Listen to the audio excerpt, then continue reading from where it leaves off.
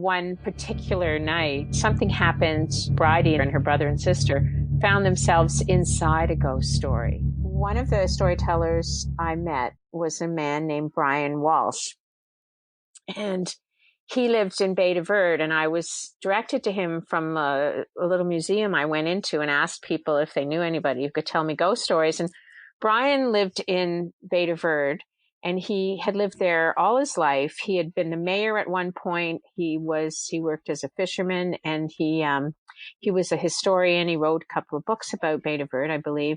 But aside from all of that, when I walked into his house, he was just the most wonderful Newfoundland storyteller that I had ever met. And he sat me down at his kitchen table, and his wife gave me a cup of tea, and he started to tell me stories that he'd grown up with, where people just are sitting around a kitchen table at night with the kerosene lamp. And this is the entertainment, is the stories different people can tell. And ghost stories was always a big thing because partly it was a protective thing. They like to scare the kids to keep them safe so they wouldn't wander off in the dark. But, of course, they scared the wits out of the kids. And the grown-ups, I think, kind of enjoyed terrifying the children. So Brian told me these stories and full of humor about his family who'd lived in Bay de Verde for generations. One of my absolute favorite stories that he told me was something that happened to his very own mother, whose name was Bridie. And Bridie is the main character in my book, Footsteps in Bay de Verde.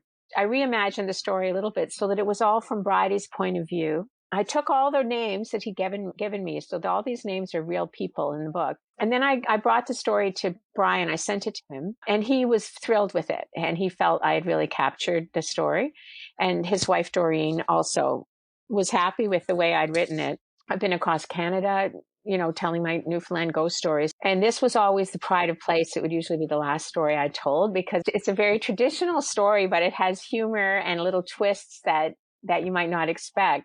It all came from Brian, and I always wanted it to be a picture book. The illustrations by Jenny Dwyer were just a whole revelation to me of a different way of looking at my story. It always makes me smile because, yes, it's really spooky, but it's also like really fun, because kids just love being scared like that and also knowing that they're safe at the same time.